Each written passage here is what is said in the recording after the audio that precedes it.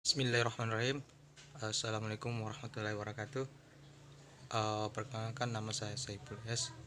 Kelas Ekonomi Syariah 6D. Di sini saya akan menanggapi masalah video yang membahas tentang kurs. Yang dimana di dalam video tersebut itu dia membahas masalah siapakah pemilik Bank Indonesia tersebut. Sampai saat ini ada beberapa literatur yang saya baca, saya belum menemukan jawaban siapakah pemilik dari Bank Indonesia tersebut.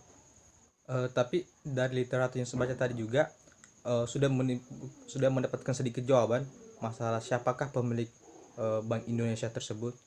Yang pastinya bukan milik negara, tetapi milik swasta.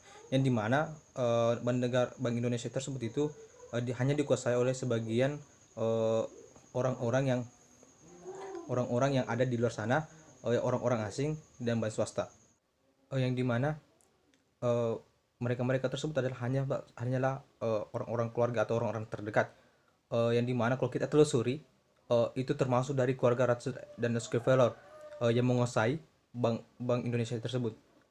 Setelah saya melihat video tersebut, saya juga baru mengetahui ternyata hanya dengan 10 rupiah itu bisa setara dengan 2 gram emas.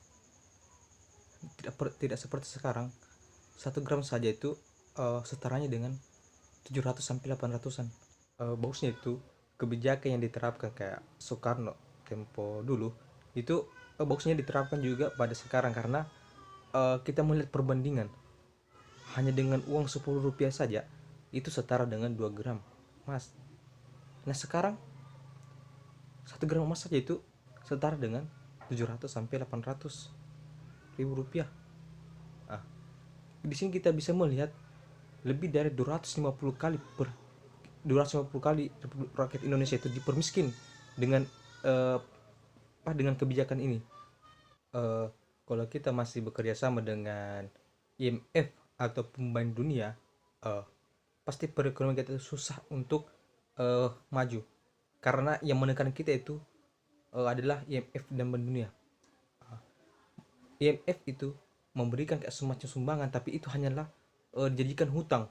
Nah sekarang hutang Indonesia itu sudah melebihi dari 4.000 triliun. Nah, bagaimana bisa kita melunasi utang-utang tersebut?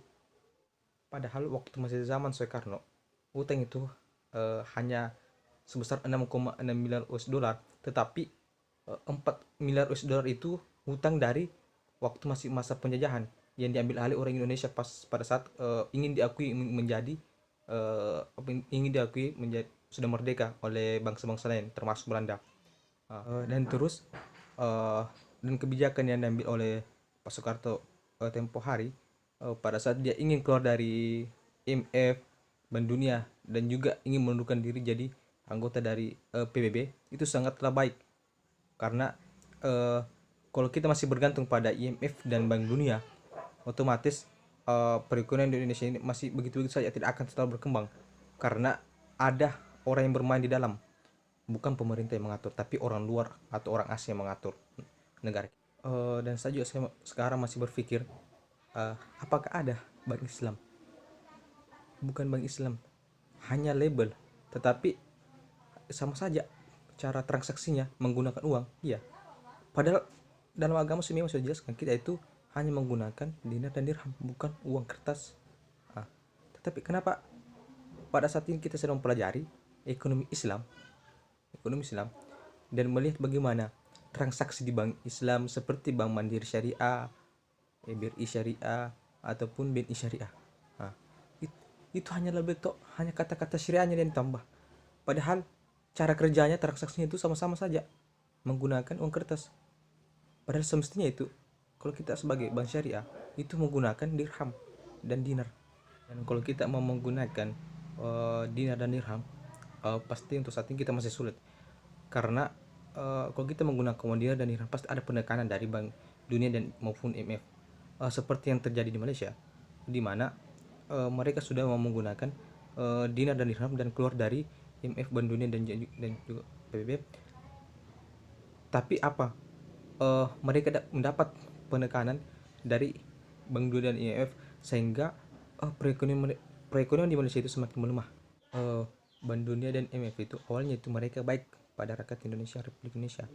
Nah, setelah mereka menimbun atau memberikan modal atau utang kepada kita, lama kelamaan mereka akan menekan kita karena demokrasi kita itu bukan hanya pemerintah yang mengolah, tapi ada juga campur tangan dari IMF, sehingga perekonomian kita itu begini-begini saja, tidak bisa maju.